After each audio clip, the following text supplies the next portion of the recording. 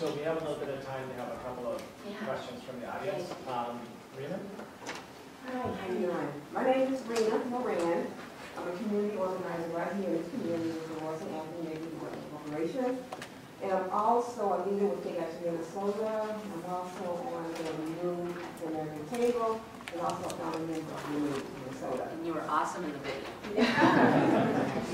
So, we believe and we want to live in a Minnesota where there's fair and equitable economy that benefits everyone. So historically, the African American community has seen huge disparities in housing and transportation. We see this issue affecting our community right now, at this moment. Presently, there's a light rail that's coming to our community here, right here in the Rondo, Carltown community. It's right here in this neighborhood that has been displaced by I-94. This largely African American community believes that once again, they will be disproportionately and negatively impacted by the light rail coming through this community in the form of increased property tax and gentrification will happen. So my question to you is, as Governor of Minnesota, how will you work to ensure that the development is equitable and renters and low-income homeowners are not displaced in this community because of the impact of light rail and redevelopment? Yes. And I just want to thank you. Thank you for coming to our community. Yeah. Well, thank you. Thank you for inviting me to your community.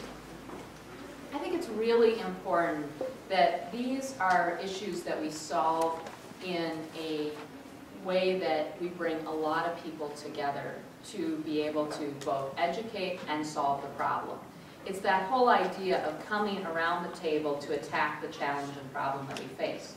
So one of the challenges and problems I know that we face is how many stops will be out here, and how will the community and the businesses be able to be fairly treated both during construction and then after construction to make sure that the prosperity that's promised is coming our way by having enough stops that are going to be equitable. It's also that piece that you just said.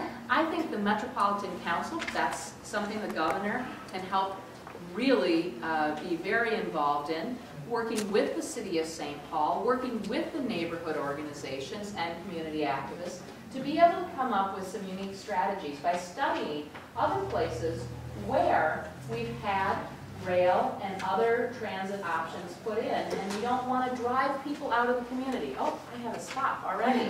I'm sorry, I can talk about it for a lot longer with you. And Jerry. Hi. Hi. My name is Gerald Hahn. I'm from St. Paul. Yeah. My question is regards healthcare. You mentioned restoring GMAC in your opening, at your opening question. GMAC is not meant to provide healthcare will not provide the healthcare that our community needs. What will you do to ensure that every citizen, regardless, has open and free, or not free, open and affordable access to healthcare? Yeah. Well, I look at the issue of healthcare a little differently maybe than others. I think there are three important pieces. One is we all aspire to good health, don't we? We all aspire to good health. We have health care that helps us either to stay in that good health or get fixed up when maybe we have a problem. And then there is health insurance. And health insurance is a financial product that was devised to help protect people and institutions from financial catastrophe. But guess what? It's not working anymore. And so what we have to do is we have to embrace the Minnesota Health Plan. The next governor has to be willing to see it all the way through, because health care is a right. And if we're going to achieve that goal of good health, of really good health, and work on prevention, then we need everyone to be able to have a way to have their health insurance paid for. So I like the idea, everyone in, nobody out. Right? Thank you so much. All right, thank you.